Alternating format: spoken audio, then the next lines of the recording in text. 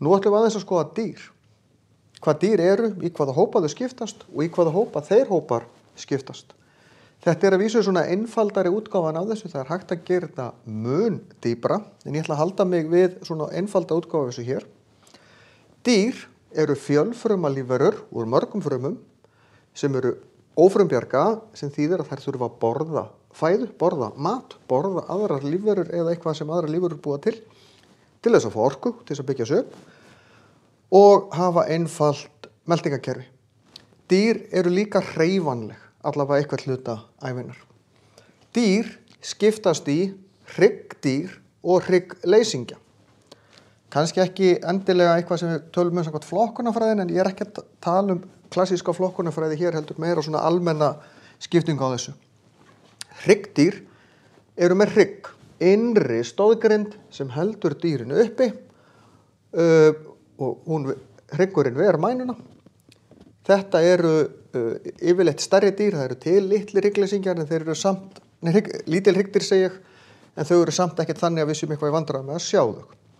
Hryggleysingjar eru ekki með hrygg, þau eru hryggleysingi, þau eru laus við hrygg. Þau eru ekki með neina innri stóðgrind, enga beinagrind eða neitt svoleiðis. Þau eru sumhver með stóðgrind, eitthvað sem heldur þeim uppi, en það er þó einhvers konar skel, til dæmis eins og hjá kröbbum. Önnur er ekki með neina stóðgrind, eins og til dæmis sniglar. Snigillinn notar kuðunginn sem skjól, ekki beint sem stóðgrind. Þannig að þetta eru þessir tveir hópar, en í hvað skiptast þeir svo? Hryggdýrin skiptast í fiska, í froskdýr, í skriðdýr, fugla og spendýr.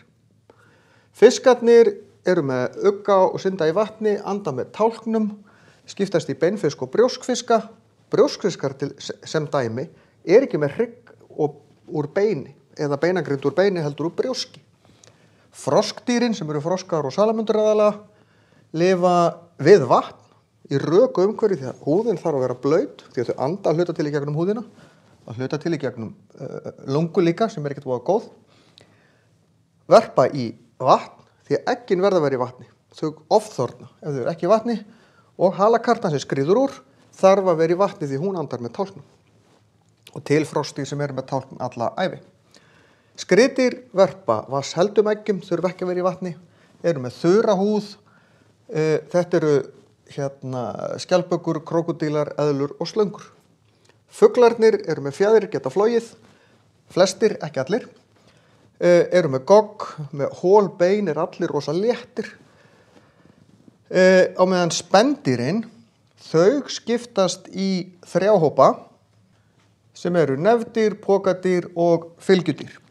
Nefdýr eru bara mjónefur og breiðnefur, frumstæð spendýr sem næra afkvæmi sín á mjólk, því það er tvennt sem að dýr þurfa að uppfylla til þess að vera spendýr. Það er að næra afkvæmi sín á mjólk og vera með hár, allavega eitthvað hluta ævinnar. Nefdýrin er ekki með spena. Unginn drekkur bara mjólkina með því að sjúga hárin, sem lekur út hérna á bringu kvendýrina svolítið eins og sviti, og svo verpa þau eggjum. Þau eignast ekki lifandi unga eins og hinn spendýrin, og flest spendýr gera nema nefdýr. Pokadýr er ekki með mjög þroskað leg, þannig að unginn fær enga næringu í leginu.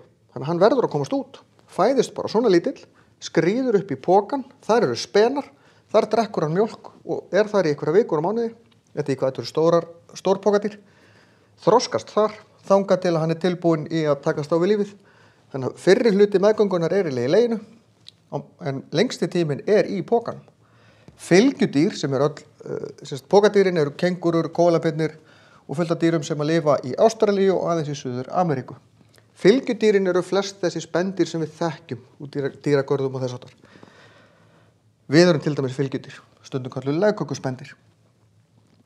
Þau eru með kvendýrin geta búið til fylgju í leginu þegar dýrið er með unga í maganum, eða kvendýrin, þá verður til fylgja sem er tengd við ungan með naflastreng og þannig fær unginn að borða frá mömmunni. Blóðið rennur svona hlið við hlið, þannig að næringin kemst á milli og mann andar fyrir ungan líka og losar hann við úrgangsefni. Og af því að unginn fær að borða í móðurkviði, þá getur hann verið í móðurkviði inn í mömmunni miklu lengur. En það ganga sum fylgjudýr eins og við með í marga mánuði. og sum í meira en ár eins og stærstu hvalirnir til dæmis.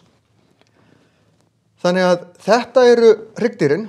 Ég var að kíkja á hryggleysingana. Hryggleysingarnir skiptast í svampa, holdýr, lindýr, liðdýr, orma og skrápdýr. Svampar eru einföldustu dýrin með mjög fáar tegundir af frum, litla sérhæfingu frumna. Er í raun og óreglulegir í laginu, það engin önnur dýr óreglulegir í laginu nema svampar. Kemur mörgum óvart að þeir eru dýr yfir höfuð. En þeir þurfa næringu og eru hreyfanlegir hluta þegar þeir eru áður en þeir festa sig. En þeir sitja fastir meira hluta ævinnar á botninum og sía mat úr sjónum.